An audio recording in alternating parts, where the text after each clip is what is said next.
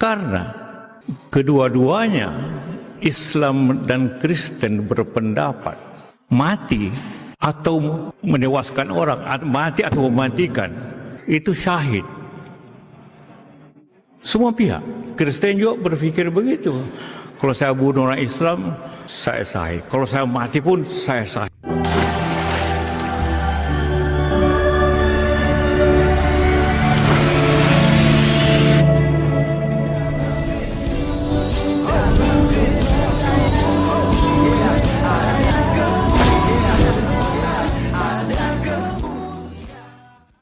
Bismillah abi walibini warahil kudus ilahu wahid. Salam alechem bisami Yeshua HaMashiach. Teman-teman sekalian, pada kesempatan kali ini saya akan menanggapi satu video yang sangat menyesatkan dari mantan wakil presiden yaitu Pak Yusuf Kalla.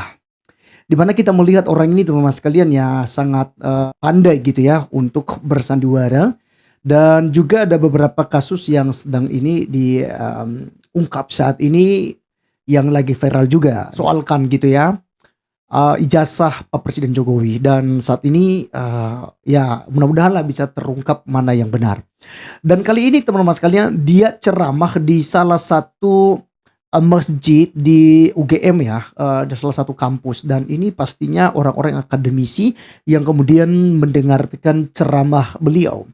Dan di situ dia memberikan pernyataan yang sangat menista agama Kristen, menista ajaran kekristenan, sekaligus menuduh kekristenan itu punya visi misi seperti Islam. Ya, untuk apa? Untuk mati syahid dan bisa membunuh gitu ya. Padahal Alkitab tidak pernah mengajarkan demikian.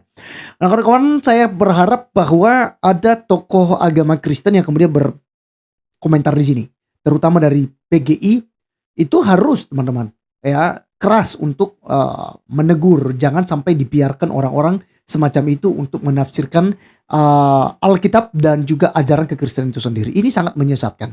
Dan untuk lebih jelasnya saya mengajak teman-teman untuk langsung mendengarkan videonya yang ada berikut ini. Kan alasan konflik kayak di Poso, Ambon, karena kedua-duanya Islam dan Kristen berpendapat mati atau menewaskan orang, mati atau mematikan itu syahid. Semua pihak. Kristen juga berpikir begitu. Kalau saya bunuh orang Islam, saya syahid. Kalau saya mati pun saya syahid. Akhirnya susah berhenti kalau konfliknya orang membawanya ke agama. Ya jelas ini narasi-narasi provokator ya. Oke, saya tertawa dulu ya. Aduh, Pak JK ya. Alangkah lebih baiknya jika Anda ceramah seperti apa Nabi Muhammad, seperti apa Allah Subhanahu wa taala kepada apakah di situ mahasiswa atau mungkin juga ada jemaat Islam di sana gitu ya. Daripada harus menyinggung ke agama Kristen yang Anda sendiri tidak paham dan Anda tidak mengerti tentang apa yang Anda sampaikan begitu. Teman-teman sekalian, pernyataannya ini benar-benar menjadi provokator. Ya, perkataannya ini adalah sangat menyesatkan, bahkan sebagai tokoh agama, bahkan tokoh pemerintah yang adalah orang nomor 2 di negara Republik Indonesia sekalipun mantan ya. Tetapi bisa memberikan pernyataan demikian kawan-kawan sekalian. Apakah karena memang negara ini dianggap bahwa ini milik mayoritas sehingga dia sebebas mungkin ya. Nah, bagaimana kalau sebaliknya ini dibalik gitu ya? Kita tuduhkan yang tidak-tidak begitu kepada agama Islam gitu. Oh, mungkin udah demo berjilid-jilid ya. Mungkin kalau saya sendiri udah langsung datang orang Islam di depan rumah saya, langsung gendor-gendor pintu, langsung teriak-teriak Allahu Akbar dan bawa polisi berjilid-jilid dan langsung ditangkap begitu. Ya, tapi kalau mereka bebas gitu untuk mengutarakan apapun tentang Kristen itu mereka bebas kawan-kawan. Nah ini lucunya di negara kita, di negara Konoha ini kawan-kawan. Ya kita berharap memang ini ada konsekuensi hukum gitu. Setidaknya ada klarifikasi daripada Pak JK. Pak Gilbert saja salah ngomong pada waktu itu tentang ini ya. Tentang apa namanya 2,5% begitu ya, untuk memberikan dukungan ini, dukungan itu gitu ya. Ya pokoknya pemberian uang lah di dalam agama Islam. Oh mereka laporkan pendeta Gilbert kawan-kawan. Ya berapa pihak yang kemudian melaporkan. Nah teman-teman sekalian ini sangat menyesatkan sekali dan saya berharap kekristenan juga ya jangan terpancing dalam hal ini. Tetapi mari kita meluruskan. Tapi kalau memang mau untuk menyelesaikan kasus ini, ya alangkah lebih baiknya langsung saja memberikan laporan gitu. Atau meminta klarifikasi gitu ya. Dan kita berharap memang ya tokoh-tokoh atau aras gereja kita seperti PGI ya, Persekutuan Gereja Indonesia, PGLI, Persekutuan Gereja Injili Indonesia, dan KWI gitu ya. Kita berharap mereka ini bersatu padu gitu ya, dan meminta klarifikasi dan memberikan penjelasan yang akurat terkait tentang iman Kristen. Karena ini sangat menyesatkan kawan-kawan. Dalam kekristenan tidak dibenarkan Anda membunuh sesamamu manusia demi surga. Anda tidak dibenarkan untuk kemudian menyakiti sesamamu manusia demi surga. Tidak ada jaminan, tidak ada ayat Alkitab yang diajarkan oleh Tuhan Yesus dan para rasul. Ketika Anda membunuh orang, Anda bisa mati syahid dan Anda beroleh surga. Justru yang ada adalah yang disebut mati syahid. Ya, ada mati syahid dalam kekristenan.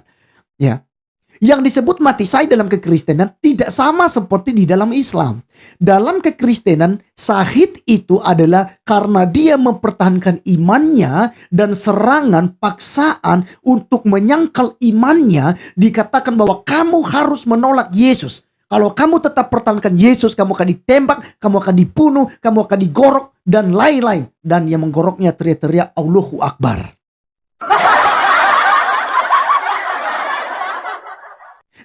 Syahid di dalam kekristenan juga ada banyak maknanya. Gereja ditutup ini dan segala macam, semua orang teriak-teriak lagi Allahu Akbar. Ya. Seperti yang baru-baru di Tangerang kemarin itu. Rumah doa Tesalonika Oikumene itu habis Jumat Agung kan digeruduk itu. Teriak-teriak lagi Allahu Akbar. Nah, teman-teman sekalian, dalam kekristenan tidak diajarkan demikian. Ya, yang diajarkan oleh Tuhan Yesus, mari kita melihat. Dalam Matius 5 ayat yang ke-44, Yesus berkata begini. Tetapi aku berkata kepadamu, kasihilah musuhmu dan berdoalah bagi mereka yang menganiaya kamu. Ya, 45-nya, karena dengan demikian kamu menjadi anak-anak Bapamu yang di sorga, yang menerbitkan matahari bagi orang yang jahat dan orang yang baik, dan menurunkan hujan bagi orang yang benar dan orang yang tidak benar. Wow, ini luar biasa sekali kawan-kawan. Yang diajarkan oleh Tuhan Yesus lagi apa teman-teman sekalian? Dalam Lukas 6 ayat 29. Barang siapa menampar pipimu yang satu, berikanlah juga kepadanya pipimu yang lain. Dan barang siapa yang mengambil jubahmu, biarlah juga ia mengambil bajumu. Ya. Itu ya, teman-teman. Ya. Tuhan Yesus mengajarkan kita justru sebaliknya, gitu. Tidak seperti yang diajarkan sebelumnya. Ya, dalam Taurat, misalnya kalau kita lihat Taurat Matius 5 ayat 38 contohnya dikatakan, kamu telah mendengar firman mata ganti mata dan gigi ganti gigi gitu ya. Tetapi aku berkata kepadamu, janganlah kamu melawan orang yang berbuat jahat kepadamu, melainkan siapapun yang menampar pipi kananmu, berilah juga kepadanya pipi kirimu. Gitu. Dan kepada orang yang hendak mengadukan engkau karena mengingingi bajumu, serahkanlah jubah, juga jubahmu. Dan siapapun yang memaksa engkau berjalan sejauh 1 mil, berjalanlah bersama dia sejauh 2 mil. Ya, biarlah berilah kepada orang yang meminta kepadamu dan janganlah menolak orang yang mau meminjam kepadamu. Kamu telah mendengar firman, kasihlah sama manusia dan bencilah musuhmu. Tetapi aku berkata kepadamu, kasihilah musuhmu dan berdoalah bagi mereka yang menganiaya kamu. Ini ajaran Tuhan Yesus kawan-kawan sekalian. Ya, bukan seperti yang diajarkan oleh Yusuf kala ini kawan-kawan. Kita tidak pernah dibenarkan. Dalam alasan apapun kita dibenarkan untuk membunuh demi surga. Ya, dalam 1 Yohanes 3:15, ya Rasul Yohanes mengatakan begini, setiap orang yang membenci saudaranya, jangankan membunuh, membenci saudaranya saja, ya, adalah seorang pembunuh manusia. Jangankan kamu borok lehernya demi Tuhan, demi ya nama Tuhan gitu. Kamu membenci saudaramu saja adalah seorang pembunuh manusia. Dan kamu tahu bahwa tidak ada seorang pembunuh yang tetap memiliki hidup yang kekal di dalam dirinya. Teman-teman sekalian, ini sangat sesat, ngawur, dan menista apa yang disampaikan oleh Pak JK, Yusuf Kala.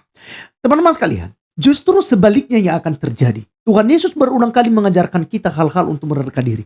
Bahkan Rasul Paulus yang mereka benci di dalam Roma pasal 12 ya, ayat yang ke ini kawan-kawan ya, Roma 12 ayat yang ke-17 ya, kita lihat ya. Apa ajaran Rasul Paulus? Sangat mulia ya. Janganlah membalas kejahatan dengan kejahatan, lakukanlah apa yang baik bagi semua orang.